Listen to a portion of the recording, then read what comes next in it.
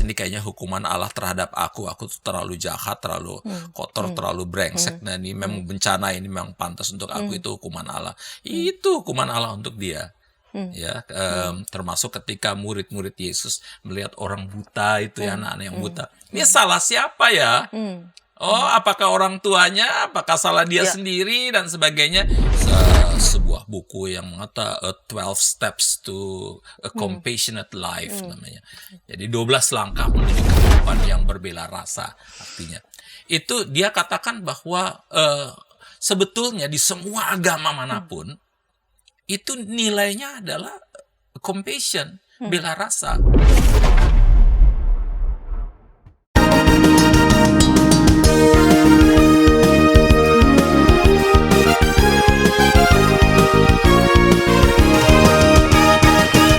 Sahabat YKB, jumpa kembali dalam program Gema Kasih Indonesia. Pada episode kali ini kita membincang tentang spiritualitas compassion. Sahabat, program Gema Kasih Indonesia ini diselenggarakan sebagai sarana bagi kita untuk membincang beberapa isu yang tengah mengemuka di tengah masyarakat dan tentu saja mengulasnya dalam perspektif iman Kristen, dan juga kita mengulas tentang pokok-pokok ajaran gereja ataupun juga perkembangan ilmu teologi, sehingga dengan demikian melalui ulasan pada program Gema Kasih Indonesia kita dapat meresponsnya secara tepat.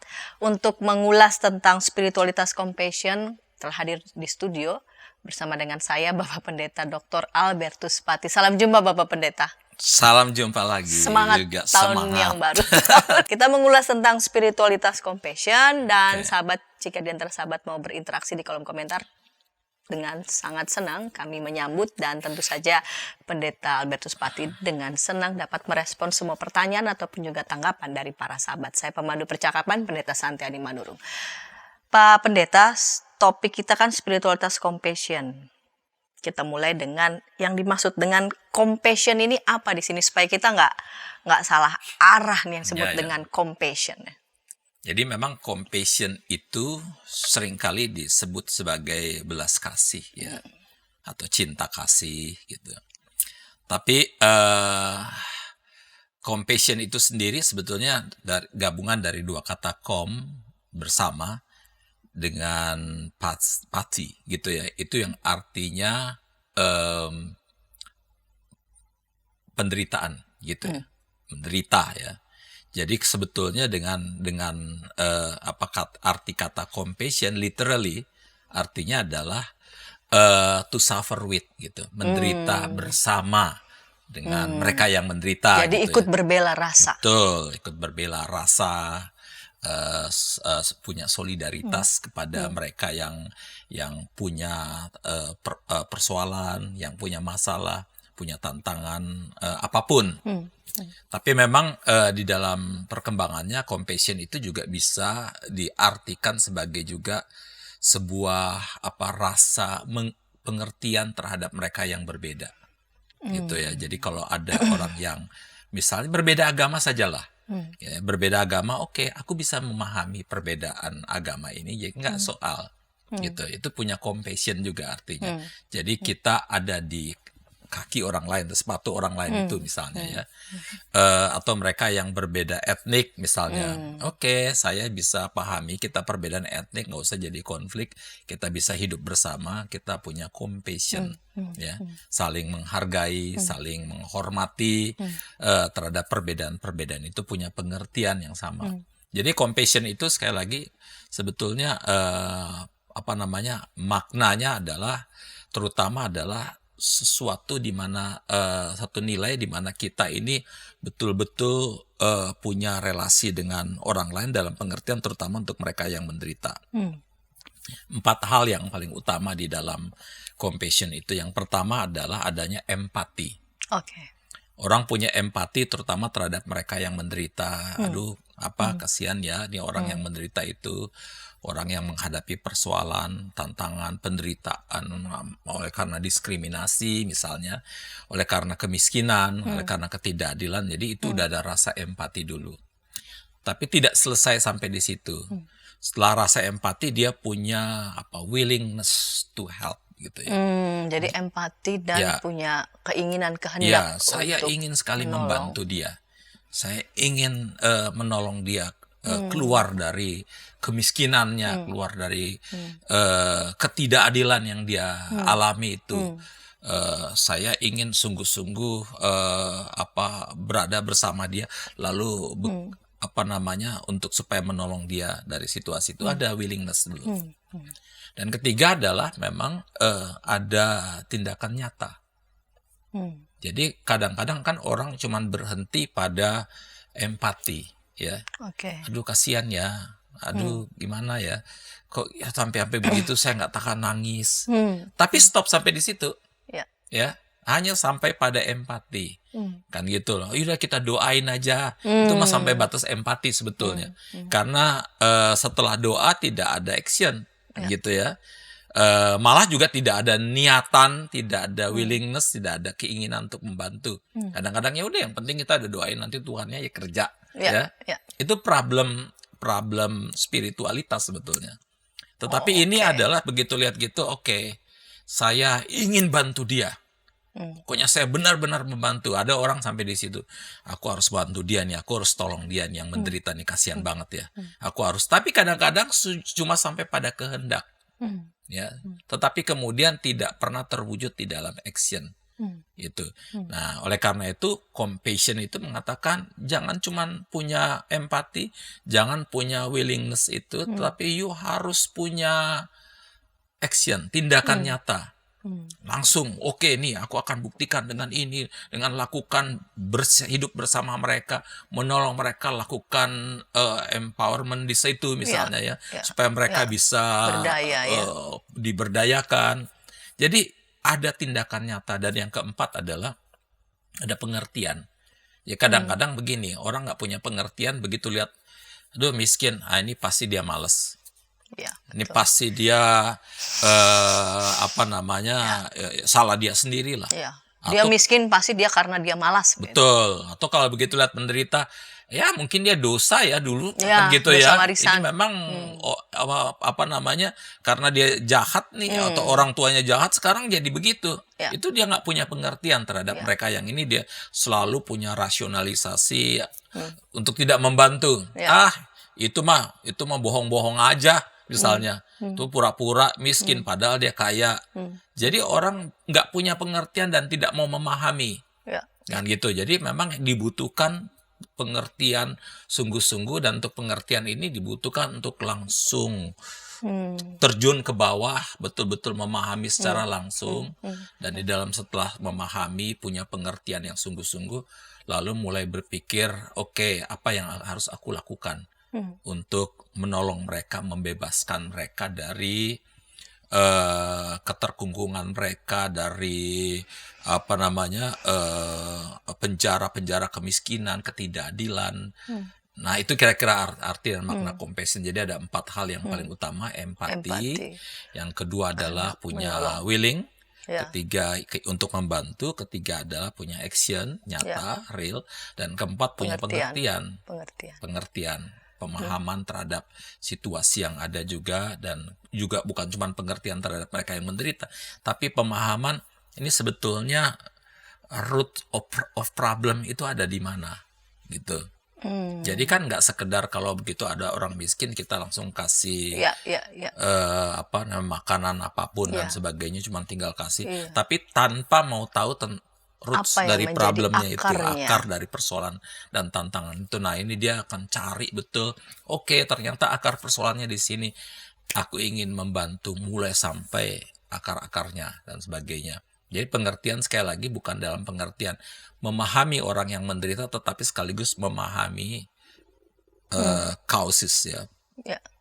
Penyebab-penyebab dari persoalan yang dihadapi yang membuat orang itu menderita.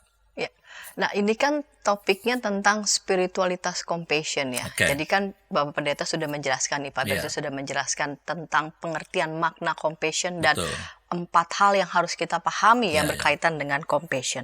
Tapi juga ada spiritualitas di sana. Kira-kira pasti ada beberapa teolog yang bicara soal compassion ini, dan sejauh mana ya para teolog ini memahami, memaknai tentang compassion, tentang spiritualitas compassion. Tadi kan Pak Bertus sudah Ya, menjelaskan itu ya, kan ya, ya. universal ya, begitu Betul, sangat betul, betul. universal. Ya, ya. Eh, bukan saja orang yang beriman, yang tidak beriman juga bisa saja ya Ya, punya bela rasa. Tapi ini betul. kan spiritualitas, Ya, ya. ada isi keyakinan iman Hmm. yang menjadi sumbernya Ya, begitu. ya, ya. Kira-kira teolo-teolo siapa saja begitu yang mengangkat tentang compassion ini? Ya, saya ingin katakan satu hal dulu bahwa orang yang kita so-called panggil itu tidak beriman juga bisa jadi punya spiritualitas juga ya. Jadi artinya kita jangan sampai menjudge seolah karena dia kita anggap tidak beriman, dia nggak punya spiritualitas. Karena yang namanya spiritualitas itu beyond dari Religion. religion ya. Ya. Nah, kembali lagi pada pertanyaan tadi, kalau di dalam kekristenan yang dibilang spiritualitas compassion, tentu saja kita melihat pada tergantung pada definisi kita tentang who is God gitu, siapa Allah itu. Dialah yang cara kita memandang atau mendefinisikan siapa Allah itu menentukan, sebelum kita masuk ke teolo-teolo ya, menentukan apa itu compassion ya. Nah, di dalam kekristenan itu orang bisa memandang gini, Allah ini, atau bahkan di dalam sejarah agama ya, orang memandang Allah itu sebagai Allah yang apatetik ya. Allah yang disebut di dalam bahasa Latin God Theosis. Jadi Allah yang I don't care pada kamu. Jadi setelah dia Apatis dia. mencipta, setelah dia membuat dunia dan manusia ini, dia lalu kemudian meninggalkan, nggak peduli lagi. Jadi you mau menderita, you mau mati, dunia mau pecah, dunia mau apa, itu udah bukan kerjaanku lagi. Yang penting aku sudah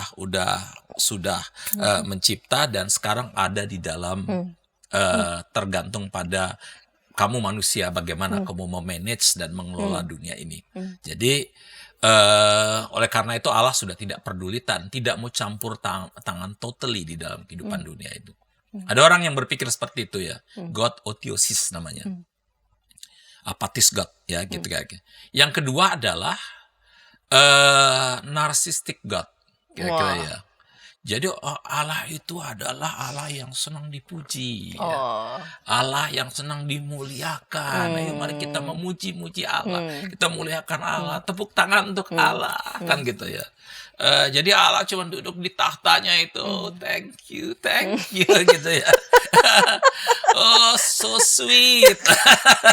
Kira-kira gitu ya. Waduh, terima kasih untuk puji-pujianmu, kan gitu. Allah, engkau maha agung, kan, maha pencinta. Wow. I love it. Kira-kira gitu ya. Jadi Allah yang senang dipuji, narsis sekali dia. Dan orang Kristen bahkan seringkali menganggap Allah itu Allah yang narsistik, yang maunya ingin dipuji terus, kita puji-pujian dan sebagainya, kan gitu ya. Nah, ini juga problem kalau cuman Allah ya, cuman dia Allah yang ingin dipuji-puji terus kita sibuk memuji Allah. Ayo pujilah Allah dengan persembahanmu, itu juga bahaya kan ya. Orang memberikan persembahan, Allah akan senang kalau kamu memberikan persembahan sebanyak-banyaknya, kan gitu ya, membuat Allah gembira. Enggak, Allah enggak ingin dibuat gembira, justru Allah ingin menggembirakan manusia, kan gitu ya. Jadi itu yang tadi Allah yang masa bodoh, yang apatis. Yang kedua Allah yang narsistik, kan gitu ya. Dan ketiga Allah yang sadis. Allah yang sadis adalah berpikir bahwa begitu kita takutlah nanti kita langsung nanti Allah sentil. Ada apa-apa Allah hantem. Allah hajar gitu ya. Pernah ada satu orang yang menghadapi bencana, lalu kemudian begitu ditanya, menurutmu gimana kalau bencana? Ya aku sih pantas, ini kayaknya hukuman Allah terhadap aku tuh terlalu jahat, terlalu kotor, terlalu brengsek. Nah ini memang bencana ini memang pantas untuk aku, itu hukuman Allah. Itu hukuman Allah untuk dia. Ya, termasuk ketika murid-murid Yesus melihat orang buta itu ya, anak-anak yang buta. Ini salah siapa ya? Oh, apakah orang tuanya? Apakah salah dia sendiri dan sebagainya? Ini Allah yang sadis sebetulnya. Di image of God yang ada di dalam pikirannya para murid itu adalah Allah begitu sadis. You salah, gue sentil. You salah, gue hantem. You salah, gue masukin neraka. Gitu. You salah, gue matiin. Itu image-nya. Tetapi Allah yang dipahami oleh kekristenan adalah bukan Allah yang apatis, bukan Allah yang narsistik, bukan Allah yang sadis, tapi Allah yang punya compassion. Tadi bela rasa, pengertian. Betul. Nah, oleh karena itu ada seorang masuk ke teolog sekarang ya. Teolog ada namanya seorang teolog namanya Meister Eckhart. Oh ya. Oke. Dia sebutkan Mystikus, itu nggak cocok, nggak tepat mengatakan God is good katanya. Tidak cocok. God is good all the time. Ya, tidak cocok untuk mengatakan God is good. Tidak cocok juga mengatakan bahkan God is love. Nggak cocok. Yang cocok adalah mengatakan a compassionate God. Gitu ya. Jadi bagi dia nggak bagus. Nggak cukup mengatakan Allah itu baik atau Allah itu kasih. Yang paling tepat adalah mengatakan ini Allah yang berbela rasa. Ya, kalau di bahasa Indonesia kan Allah yang berbela rasa. Dengan mengatakan berbela rasa, Allah bukan cuman yang ingin dikatakan oleh Master Eckhart itu bukan sekedar itu beyond kata-kata dia. Hanya mengatakan Allah is good kan ya, God is love itu dia cuma sampai pada batas kata-kata. Allah itu beyond kata-kata sebetulnya. Jadi dia betul-betul action. Allah yang berbela rasa, dia action, nggak sekedar sampai word kan gitu. Kalau kita cuma banyak berkata-kata, terlalu banyak noise nanti. Pengkhotbah itu banyak noise-nya katanya. Bising. Kira-kira gitu ya. Bising amat sih. You nggak punya voice gitu. Voice. Bedanya noise sama voice adalah sesuatu yang berdasarkan situasi real. Lalu you katakan sesuatu yang memang dalam rangka untuk mengangkat orang dari penderitaannya. Tapi kalau noise asal ngomong aja gitu ya. Asal ribut-ribut aja tapi nggak punya makna apapun. Nah, Master Eckhart mengatakan bahwa Allah nggak sekedar berkata-kata tapi Allah bertindak. Bertindak nyata.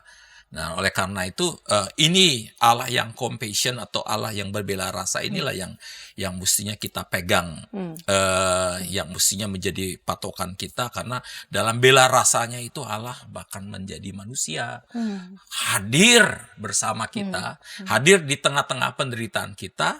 Dan dari situ dia juga membela kita, defending us gitu ya, untuk betul-betul ketika kita menghadapi tantangan, pergumulan, persoalan di 2024 ini ya. Kan gitu ya. Nggak usah takut gitu, nggak usah cemas, tetapi Allah akan betul-betul hadir bersama Anda. Itu kira-kira ya yang pemahaman dari Master Eckhart. Tapi ada dua teolog lain yang mengatakan tentang Allah. Yang pertama adalah Karen Armstrong. Dia bahkan mengarang sebuah buku yang mengatakan 12 Steps to a Compassionate Life namanya. Jadi 12 langkah menuju kehidupan yang berbela rasa artinya. Itu dia katakan bahwa sebetulnya di semua agama manapun itu nilainya adalah compassion, bela rasa. Dan karena semua agama berbicara dan memiliki inti message-nya adalah compassion, maka ini mestinya bisa menyatukan agama, karena dengan compassion itu membuat agama-agama mampu mentransform kehidupan yang kacau balau berantakan ini ya.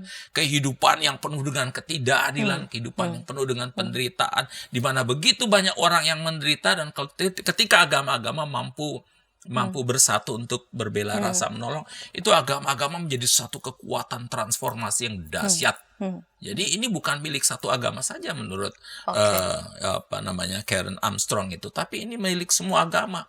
Oleh karena itu dia bahkan mengatakan karena dia punya kekuatan transformasi, dia bikin Charter of Compassion, jadi semacam piagam compassion.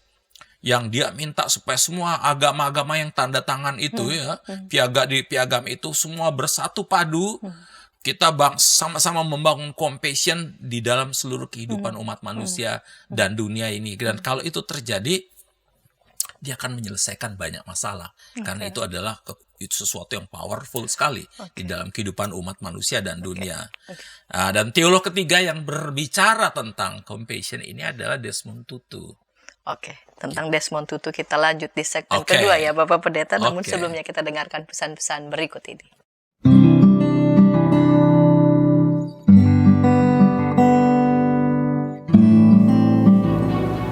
Hi folks, this is Daily Spirit for Youth, a daily devotional that helps you grow closer to God and apply His Word to your life. Daily Spirit for Youth dapat Anda saksikan hari Senin sampai Sabtu pukul 4.30 waktu Indonesia Barat di channel YKB TV. Kita jumpa dalam acara Pembangunan Jemaat. Pembangunan Jemaat setiap Senin di minggu kedua dan keempat pukul 20 waktu Indonesia Barat. Dapat Anda nikmati di channel YKB TV. Dari gungkungan malam gelap. Nyanyikanlah nyanyian baru setiap hari Rabu pukul 12 waktu Indonesia Barat. Dapat Anda nikmati di channel Lagu Rohani YKB TV.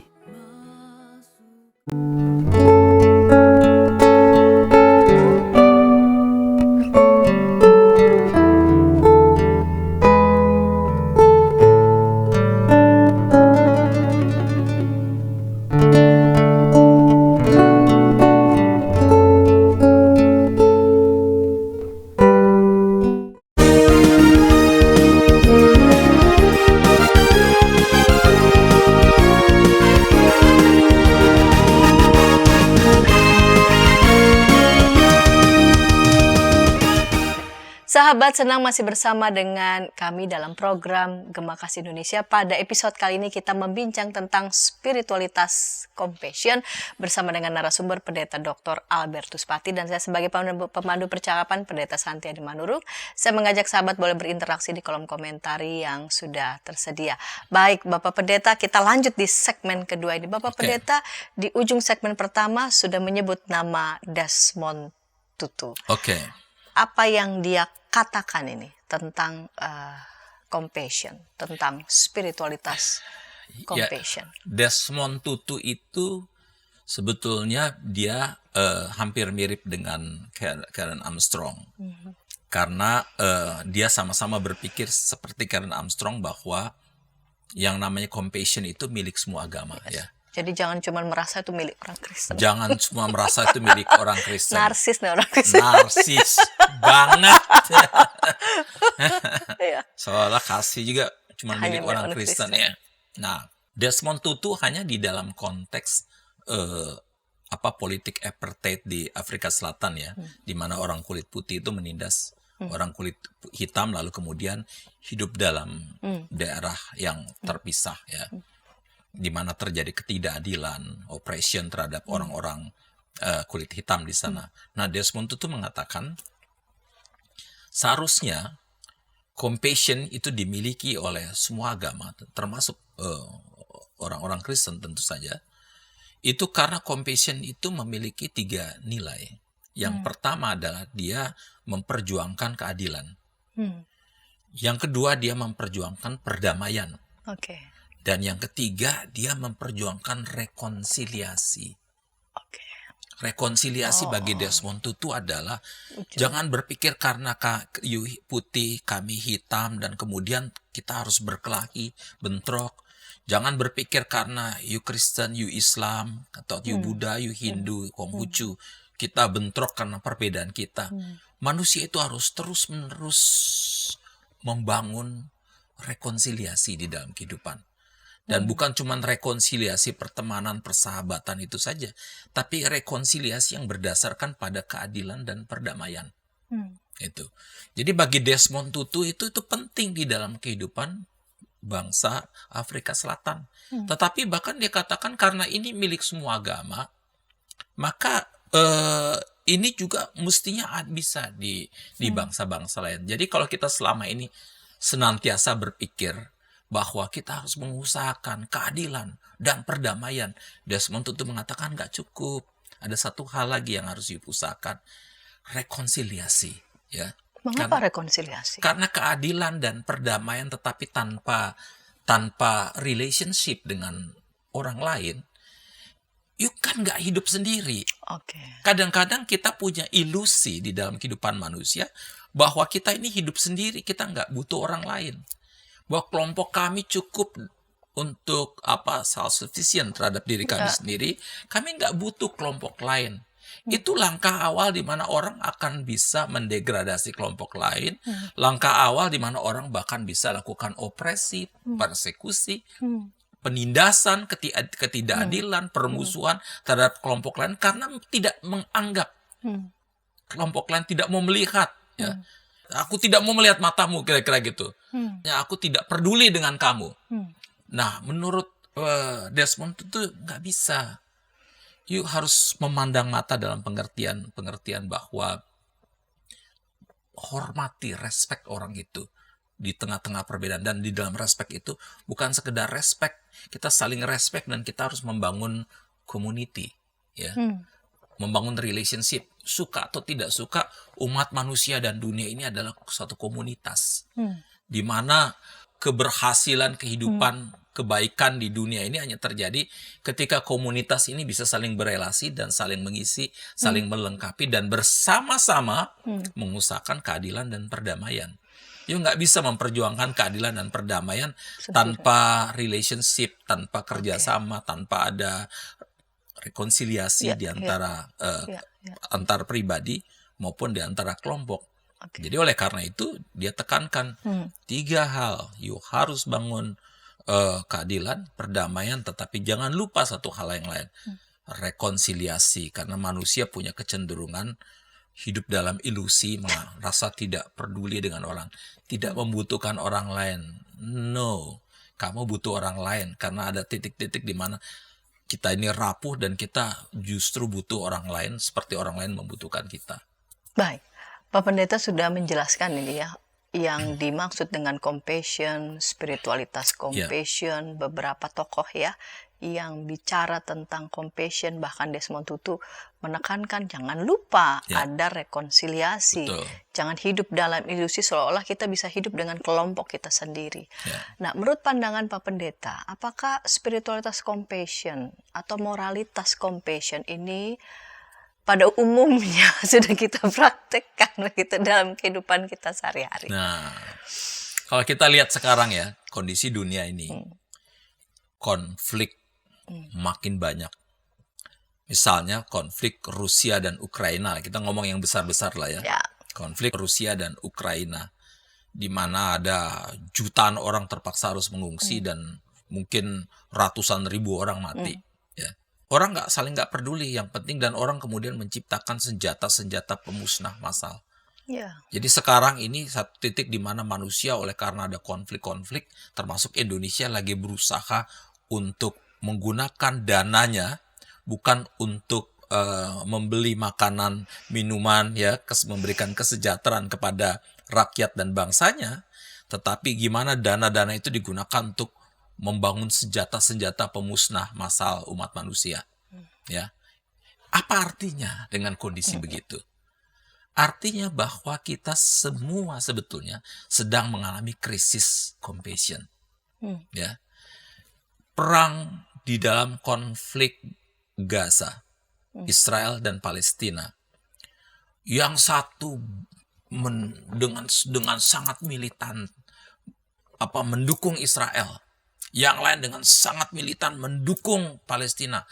Mereka nggak peduli dengan korban-korban yang menangis, anak-anak, orang tua, perempuan, laki-laki, dan sebagainya itu mati sia-sia. Yang tidak berdosa juga ikut mati. Yang nggak ngerti apa-apa mati semuanya. Mereka nggak peduli, pokoknya aku dukung Israel dalam konflik ini. Yang satu dukung Palestina. Nggak, jarang sekali yang mendukung. Saya dukung perdamaian.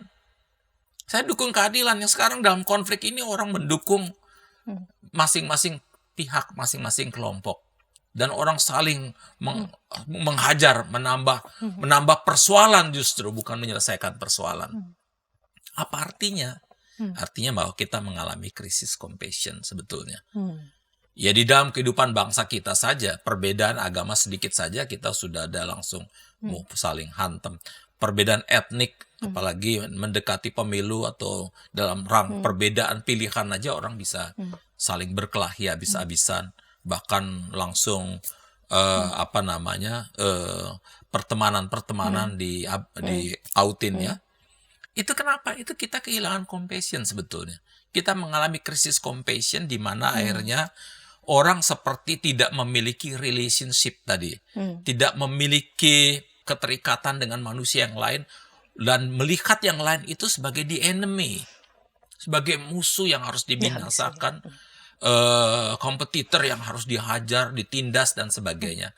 Dan spirit di tengah-tengah situasi seperti itu, spirit compassion di mana kita harus membangun solidarity, membangun rasa empati pada mereka yang menderita, keinginan untuk menolong udah nggak ada lagi. Udah nggak laku. Iya, orang juga nggak punya pengertian terhadap perbedaan pendapat. Orang yang sekarang berpikir bagaimana saya merasionalisasikan pendapat saya. Gimana saya memegang pendapat saya mati-matian. Orang yang berbeda pendapat itu harus dibinasakan. Kan gitu. Orang kalau lakukan tindakan nyata, nyaris tindakan nyata juga dilakukan untuk kelompoknya saja. Nggak peduli dengan kelompok yang lain yang sama-sama menderita. Kita betul-betul hidup di dalam ghetto-ghetto kita masing-masing. Ya ghetto agama, ghetto politik, ghetto etnik, ghetto kelas status sosial, dan sebagainya. Orang saling tidak peduli lagi. Itu artinya apa? Sekali lagi kita mengalami krisis compassion sebetulnya. Dan krisis compassion ini bukan saja ada terhadap sesama kehidupan sama manusia, bahkan krisis compassion ini terjadi juga terhadap alam raya ini. Kita hancurkan alam raya ini habis-habisan, padahal generasi mendatang itu akan hancur. Bahkan kita sekarang sudah mulai mengalami kan betapa efek dari kita menghancurkan bumi kita ini. Kita sendiri udah mulai menderita karena adanya climate change ini. Jadi memang ini situasi-situasi yang menunjukkan betapa kita menghadapi krisis compassion ya, krisis morality, spirituality yang namanya compassion tadi. Nah, Pak Pendeta tadi mengatakan ya, justru kita nih sedang mengalami krisis compassion, krisis bela rasa begitu. Nah, ini kan realitas ya. Ya. Tapi jangan juga sampai ya ini udah realitas ya udah kita terima. Betul. Memang modenya memang sekarang lagi udah nggak tren nih bicara soal compassion. Jangan sampai nanti kita jadi apatis lalu kemudian. Nah, ini kan adalah suara ya. Voice bukan noise. Bukan noise. Yang sedang mengetuk gitu, nurani kita. Nah, menurut Pak Pendeta bagaimana kita berupaya gitu ya, membiarkan nurani kita diketuk, ada suara yang mengetuk-ngetuk gitu nurani kita agar kita mempraktekkan spiritualitas compassion ataupun moralitas compassion dalam berbagai lini hidup kita dan juga dalam kehidupan bangsa dan negara pastinya. Betul. Jadi kalau saya mengikuti apa yang disampaikan oleh Karen Armstrong, dia bilang itu pertama-tama itu harus dimulai dari kita harus memiliki compassion pada diri kita dulu. Kadang-kadang orang yang kejam terhadap orang lain karena dia sendiri udah tidak menghargai dirinya sendiri. Sebetulnya itu mulai dari rasa tidak menghargai diri sendiri, tidak bisa menerima kekurangan diri sendiri, karena dia tidak bisa menerima kekurangan diri sendiri, akhirnya dia mengeluarkan itu sebagai satu ungkapan itu dengan menindas orang lain gitu. Orang-orang yang penuh kasih, orang-orang yang punya compassion adalah menurut Karen Armstrong adalah orang-orang yang sebetulnya merasa safe dengan dirinya sendiri. Dia sendiri udah punya compassion dan merasa nyaman dengan diri sendiri, okay dengan diriku sendiri. Aku udah berterima kasih kepada Tuhan untuk diriku sendiri. Dan dari situlah dia bisa mengembangkan compassion terhadap. Jadi bukan karena aku merasa nyaman dengan diriku sendiri, karena itu aku nggak perlu orang lain. Bukan. Kalau ada orang yang merasa nyaman dengan diri sendiri lalu kemudian jadi egoism, terjebak dalam selfishness. Tetapi yang dimaksudkan dengan Karen Armstrong itu nyaman dengan diri sendiri di dalam pengertian adalah kalau you udah selesai dengan dirimu sendiri, nyaman dengan dirimu sendiri, maka dan you sendiri udah mengasihi diri sendiri, bukan kasih yang menjadi terjebak dalam egoisme dan selfishness, tetapi kasih yang membuat you bisa terima diri sendiri, yang membuat you juga, oke, aku udah bisa ini, aku bisa melihat penderitaan orang lain, aku bisa melihat kesulitan orang lain, aku bisa melihat persoalan orang lain, dan dia bisa itu mengakumulasi kasih untuk memperhatikan, menolong di dalam tindakan-tindakan yang lebih nyata. Itu harus dimulai dari orang yang bisa menerima diri sendiri dulu. Nah gitu, sehingga karena sepanjang kita nggak bisa terima diri kita sendiri, kita kan selalu nggak puas dengan diri kita sendiri. Kita mengeluh terus, aduh kok kenapa dia putih aku hitam, kenapa dia rambutnya lurus aku keriting, kenapa dia kaya aku tidak. Kita menimbulkan iri hati, kedengkian. Tapi kalau kita udah terima, it's okay, aku terima kasih untuk Tuhan, untuk apa yang sudah diberikan kepadaku. Aku gembira, oleh karena itu dia bisa di dalam kacamata kegembiraan, hati yang bergembira itu dia bisa menolong orang lain. Jadi menerima diri, bersyukur dan dia bisa dengan itu juga dia juga sanggup untuk menerima juga keberadaan orang lain. Nah, dari situlah maka dia bisa mengembangkan sikap compassion. Dan menurut saya adalah gereja-gereja itu harus bisa menolong. Itu begitu banyak orang sekarang yang tidak bisa menerima diri sendiri, yang bahkan menolak dirinya sendiri dan merasa gelisah. Karena kenapa dia gelisah? Kita hidup di dalam satu situasi di mana orang menuntut kita supaya you bisa direspek, dihormati, you harus kaya, you harus punya jabatan, you harus punya pangkat, you harus punya popularitas. Kalau enggak, you nobody, kan gitu ya. Sehingga orang yang tidak punya jabatan, tidak punya pangkat, tidak punya popularitas, tidak punya kekayaan dan sebagainya, lalu merasa I am nothing, I'm nobody, kan gitu ya. Orang nggak respect aku lagi dan sebagainya, lalu nggak bisa terima diri sendiri, nggak bisa terima kekurangannya. Nah, kita hidup dalam satu dunia yang punya ukuran di mana yaitu kesuksesan dirimu itu menentukan respect kita. Dan di tengah situasi itu sebetulnya, ayo kita, apapun yang terjadi pada kita sekarang, belajar menerima kehidupan ini dengan gembira. Baik. Lalu kemudian you harus tahu bahwa kita sendiri adalah anak-anak Tuhan yang dicintai oleh Tuhan apa adanya. Ya, bahwa Tuhan menerima kita apa adanya, Tuhan mencintai kita apa adanya. Tuhan hadir di tengah-tengah kita, dan Tuhan yang hadir juga yang mau pakai kita ini juga untuk menjadi garam dan terang gitu, untuk menolong orang lain yang sedang menghadapi penderitaan, kan gitu. Justru orang Kristen itu mesti ingat sekali dia, you are God's beloved sons, God's beloved daughters, God's special sons, God's special daughter. You dicintai banget, you harus terima itu. Ya, itu pegangan Anda, karena you merasa dicintai, dikasihi. Ayo seperti Tuhan juga mengasihi, mencintai. Kamu adalah the image of God, kira-kira gitu ya. Karena kamu image of God, God itu God yang compassionate God. Kamu juga mesti bisa dong compassion. Kalau enggak gimana? Kamu kehilangan citra Allah itu. Gara-gara Allah itu Allah yang compassionate God, tapi kamu marah-marah melulu, kamu menindas orang. Nah, ini citra Allah ini juga hilang. Itu yang manusia harus sadari. Kita harus kembali pada kita punya identity sebagai kita the image of God. Citra Allah yang mengasihi, Allah yang punya compassion, dan kita sebagai anak-anak Tuhan mestinya juga punya compassion. Baik, Pak Pendeta, kita tiba di ujung segmen, di ujung program ini, di ujung episode ini. Pak Pendeta boleh menyampaikan pesan pastoral berkaitan dengan topik yang sedang kita bincang, spiritualitas, compassion. Saudara-saudara yang dimanapun Anda berada, kita hidup dalam satu situasi di mana begitu banyak orang yang kehilangan citra Allah, kehilangan compassion untuk memperhatikan orang lain, untuk solider dengan orang lain. Tapi sebagai anak-anak Tuhan, yang dicintai oleh Tuhan, dikasihi oleh Tuhan, disertai oleh Tuhan, yang dipeluk oleh Tuhan, jangan sampai kita kehilangan citra Allah ini. Kita harus kembali pada identitas kita sebagai anak-anak Allah yang melakukan apa yang Allah lakukan. yaitu punya compassion untuk menolong orang lain, mengasihi orang lain, mencintai orang lain, membebaskan orang lain dari ketertindasan, dari penderitaan mereka. Dunia akan lebih aman, kita akan menjadi orang yang bisa mentransformasi dunia ketika kita menghayati diri kita sendiri sebagai a compassionate Christian. Semangat sekali.